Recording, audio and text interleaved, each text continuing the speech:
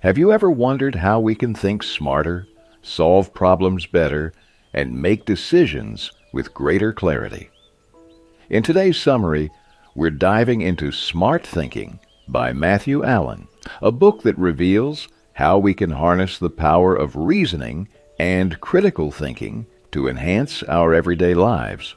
Whether you're trying to make better choices, understand complex issues, or improve your problem-solving skills, this summary will walk you through the key insights to sharpen your mind and approach challenges more effectively. Stay with me as we explore the tools and techniques that can transform your thinking and set you on a path to smarter decisions. Linking, the key process in reasoning. A statement is a sentence that expresses an idea or an emotion. These statements are considered claims when they can be tested to determine if they are true or false. For example, the earth revolves around the sun is a claim because it can be verified or disproved. On the other hand, a question like, does the earth revolve around the sun, is not a claim because it doesn't take a position that can be proven right or wrong. Essentially, claims are statements that assert something as the truth. Claims play a crucial role in arguments, as they can be used to support a conclusion. When a claim backs up another claim or a conclusion, it's called a claim premise. To reach a conclusion, multiple claims are often linked together in a logical sequence. The key to understanding any reasoning process is to break it down into smaller, linked claims. Let's consider an example. A person tells their friend to drive carefully because the road is wet. This reasoning can be divided into two claims. First, the advice to drive carefully, and second, the fact that the road is wet. The first sentence serves as the conclusion, while the second is a supporting claim. By breaking it down, the logic behind the statement becomes clearer. This method of breaking reasoning into smaller parts helps us understand the thought process, especially in more complex situations where connections might not be immediately obvious. Building on this idea, the friend should drive carefully because the road is wet. Why is the road wet? Well, it rained last night. Wet roads are often slippery, and driving on slippery roads is dangerous, leading to the risk of accidents. When we link these ideas together, the argument becomes clearer and stronger. Breaking claims into smaller parts allows us to see how each piece supports the next, creating a logical flow. In this case, the final advice to drive carefully is supported by the understanding that wet roads are dangerous, and this reasoning flows naturally from one claim to the next. More effective reasoning. 1. Better claims. To reach a solid conclusion, the first step is to have strong claims. Good claims are built on solid foundations and are carefully constructed. A well-formed claim follows specific rules, and its purpose is to ensure the message is clear.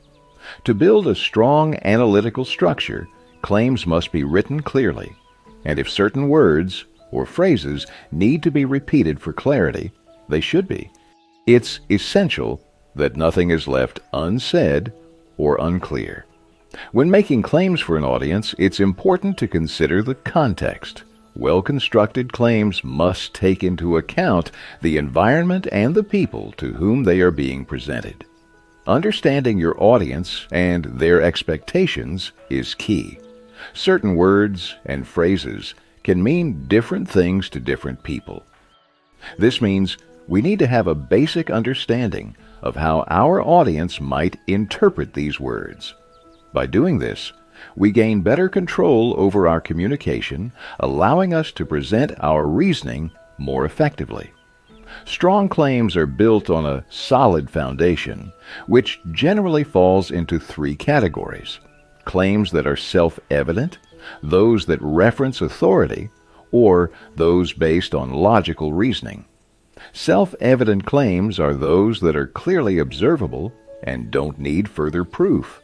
They form the basis of more complex reasoning. For instance, the statement water boils at 100 degrees Celsius is a self-evident claim because it can be easily observed and verified. Claims that reference authority can also be useful in reasoning. These claims rely on the work or expertise of another person or institution. Typically, they reference an expert or authority in the relevant field. If you are an expert yourself, you can even use your own authority to make a claim. Additionally, claims can be supported by previous reasoning. In building a logical argument, you may include claims that aren't self-evident or based on authority, but that are grounded in solid reasoning. By doing this, you create a stronger analytical structure where every claim is connected logically, making the overall argument more persuasive. Let's consider an example to illustrate how different types of claims work together. Imagine you want to argue that the climate is changing. You might refer to reports from NASA and other scientific organizations to support your argument. At the same time, you could point to observable facts, like the melting of ice caps and rising global temperatures. If you are a climate scientist, you could also use your own expertise to strengthen your claim.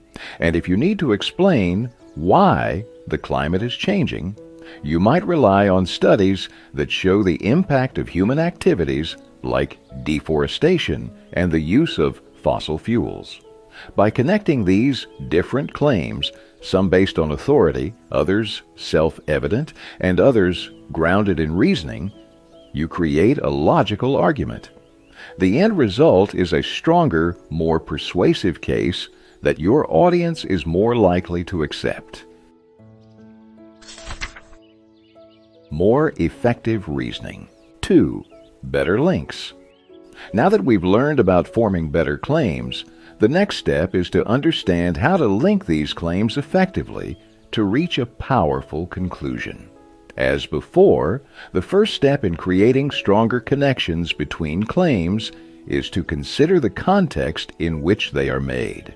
Any reasoning that isn't self-evident should be backed by other claims to ensure that the overall idea is clearly communicated. If a claim doesn't seem to have a direct link to the conclusion, it should be supported by a framing premise. A framing premise is a statement that provides context before introducing a claim, especially when the claim's direct connection to the conclusion isn't obvious.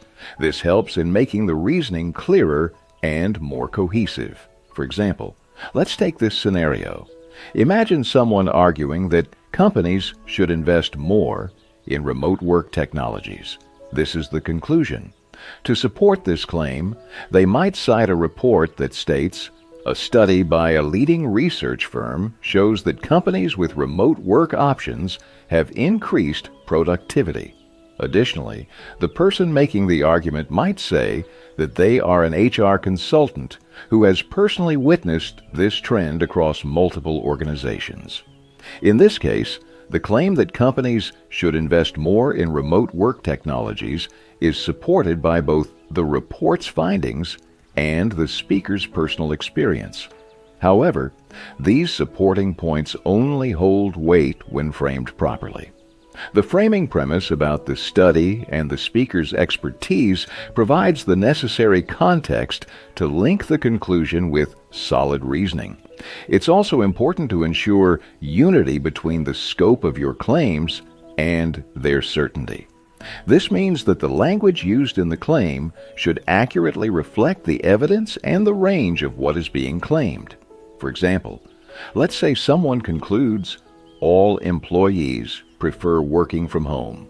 This conclusion is problematic if it's based on a few conversations with remote workers.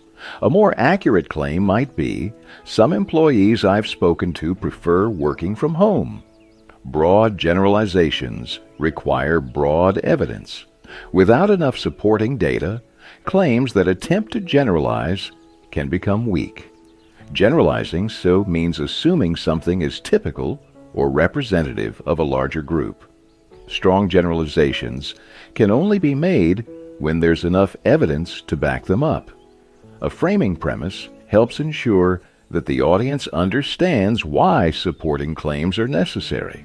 And as always, we should be mindful of the accuracy and scope of the claims we make, ensuring they are backed by solid evidence. What kinds of reasoning are there? In philosophy, reasoning is often categorized into two main types: deductive reasoning and inductive reasoning. Understanding these types allows us to build stronger arguments and to break down and analyze claims with greater clarity. By mastering these different approaches, we can better explain our reasoning and evaluate the strength of others' arguments. Deductive reasoning involves drawing a conclusion based on the logical connection between two or more premises. These premises, when linked, lead to a conclusion that must be true if the premises themselves are true. The connection between the premises might not always seem obvious, but the conclusion flows naturally from them when examined closely. For example, consider this scenario. Sarah is under 18 years old, and in most countries, people under 18 cannot vote. Therefore, Sarah cannot vote. In this reasoning, we are connecting Sarah's age with the act of voting through the rule about voting age. While there might not be a direct connection between Sarah and voting at first glance, deductive reasoning ties the ideas together logically. However, the effectiveness of this reasoning depends on the truth of the premises.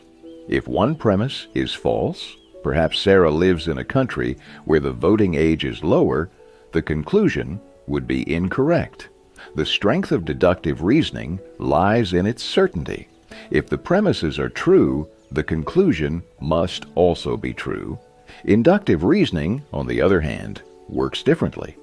Rather than providing absolute certainty, inductive reasoning offers conclusions that are probable based on the evidence at hand. This form of reasoning allows us to infer broader patterns or possibilities from specific observations, but it doesn't guarantee a definitive answer. Instead, it points to what is likely or plausible. Let's take the example of a detective investigating a crime. The detective gathers various pieces of information. A witness claims they saw someone near the crime scene. The suspect had a known conflict with the victim, and the suspect's belongings were found nearby. From this evidence, the detective might conclude that the suspect is guilty. However, this conclusion is based on likelihood, not certainty. It's possible that more evidence could emerge, shifting the suspicion to someone else, or providing an alternative explanation for the suspect's presence at the scene. The key difference between these two types of reasoning lies in the certainty they provide. Deductive reasoning gives us firm conclusions. If the premises are correct, the conclusion must follow. In contrast, inductive reasoning leads us to conclusions that are probable but not guaranteed. Inductive reasoning is especially useful when dealing with uncertainty, where we don't have all the facts but can make educated guesses based on available information. Understanding these two types of reasoning helps us better assess the strength of an argument. In deductive reasoning, a false or weak premise can undermine the entire argument. In inductive reasoning, the more evidence we gather to support a claim, the stronger our conclusion becomes. But there's always the possibility that new evidence could change the outcome. Both types of reasoning are foundational to philosophy and logic. By learning to identify and apply them, we can sharpen our thinking and improve our ability to reason through complex issues. Whether we're building our own arguments or evaluating others, knowing the difference between deductive and inductive reasoning helps us navigate the world of ideas with more clarity and confidence.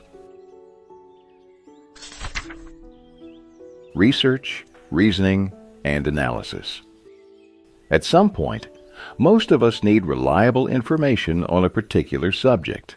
The natural instinct for many is to search online, often starting with Google. The Internet contains a vast amount of information, far more than any of us could use in a lifetime. But by knowing how to search and analyze effectively, we can find valuable and trustworthy information amidst the overload. The first step is to clearly define the topic we're researching.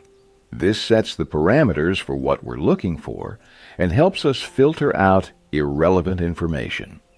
Once the topic is clear, we can begin our search for useful data. Reliable information can come from various places. For scholars and experts, academic conferences are where they present new research to their peers. Academic journals are also key, as they publish research for a specialized audience. On the other hand, popular magazines and articles are intended for a general audience and may not include the detailed evidence found in academic sources. For more in-depth and trustworthy information, academic sources are generally more reliable than popular media. As we encounter new information, it's important to ask how it connects to what we already know. Does it directly relate to our topic, or is it more general? If it's general, we can either try to relate it to our subject or continue searching for something more specific. What should we do when we find contradictory information? For instance, one source might say that Internet censorship is easy, while another argues it's nearly impossible. This is an example of a conflict in the information. The next step is to ask if there's a way to resolve this contradiction. If not, it's important to analyze why two sources offer opposing perspectives on the same issue. In research, information is typically divided into two types of sources: direct and indirect. Direct sources include interviews, personal observations, and experiments or surveys you've conducted yourself. Essentially, anything you've directly participated in. Indirect sources, on the other hand, include news articles, academic papers, and surveys or studies conducted by others. People sometimes overlook the value of indirect sources, but they can still be valuable if we understand them in context. For example, a person's speech would be considered a direct source, while a biography about that person is an indirect source. To properly evaluate an indirect source, it helps to ask questions like, who wrote it? When was it written? What was the author's intent, and what biases or values might they have had? By understanding the context in which the information was produced, we can better decide how to use it to support our arguments or conclusions. Knowing how to search for information and critically analyze it is an essential skill. It allows us to evaluate what's reliable, discard what's not, and base our reasoning on sound evidence. In doing so, we become more critical thinkers, capable of identifying good reasoning and avoiding poor logic. Planning and creating your reasoning. The foundation of human civilization is built on asking questions and seeking answers. It's in our nature to be curious, and questioning is a critical part of reasoning. We should be asking questions at every step to ensure that our reasoning is sound. When analyzing information and constructing our own arguments, there are certain key questions we can ask ourselves. The first set of questions relates to the purpose and context of our reasoning. Why are we reasoning, and who is it for? What kind of audience do we have, and what are their expectations? What is the definition of the reasoning we're presenting, and what approach will we take? Understanding the audience and context helps shape how we present our arguments. Next, we should focus on the conclusion. What is the conclusion we're aiming for? What are the meaning, main idea, value, scope, and likelihood of this conclusion? Does any part of it need further explanation or reasoning? How does this conclusion connect to other conclusions on the same subject? And most importantly, what kind of evidence do we need to support this conclusion? Then, we turn to the reasoning itself. Once we've created an analytical structure, we should question the claims. Does any claim require a definition or framing premise to make it clear? Are the claims well constructed, and do they show a clear connection to the conclusion? Is the foundation of these claims strong? And if not, what can we add to strengthen it? Are the claims enough to support the scope of the conclusion?